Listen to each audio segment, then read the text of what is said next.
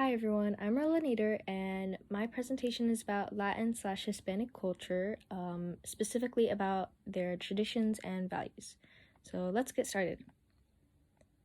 First, let's start off with the introduction. La cultura puede significar varias cosas para cada persona.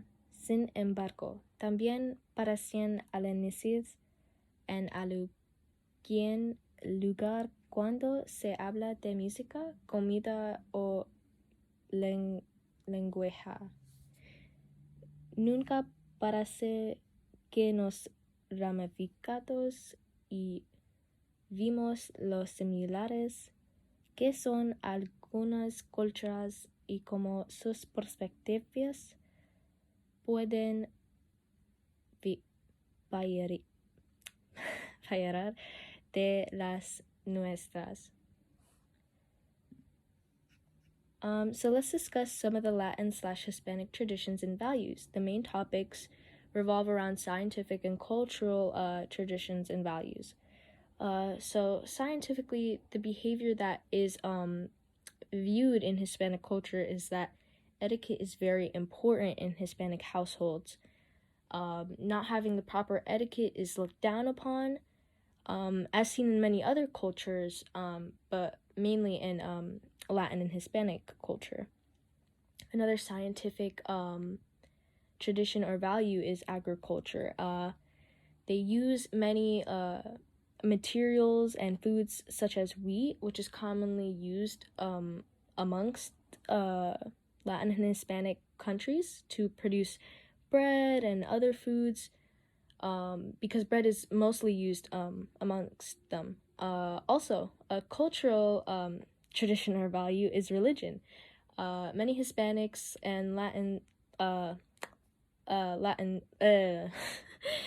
Hispanics and Latinos are Catholic, and so they very much value their religion. It brings them hope, it brings them faith, and I find that very interesting. Another cultural aspect is family.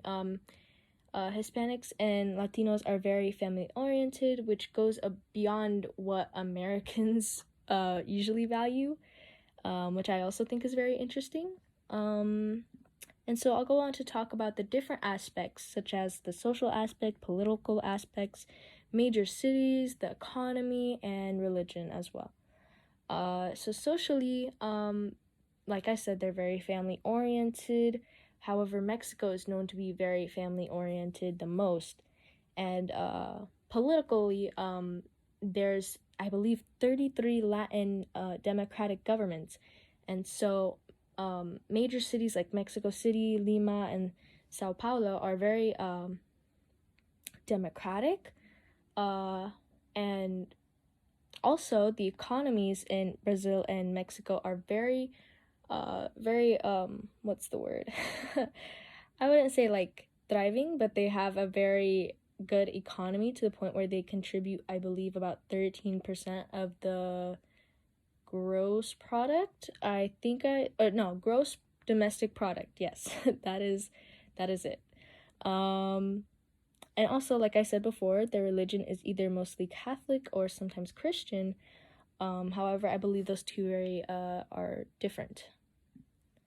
Some cultural arts and like similarities and influences. In Central America, salsa originated from Cuba, which is still used today in the modern world and still used in traditions.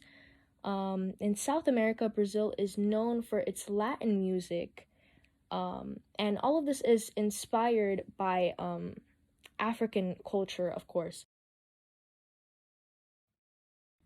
And so on the next slide, we have comparing and contrasting perspectives.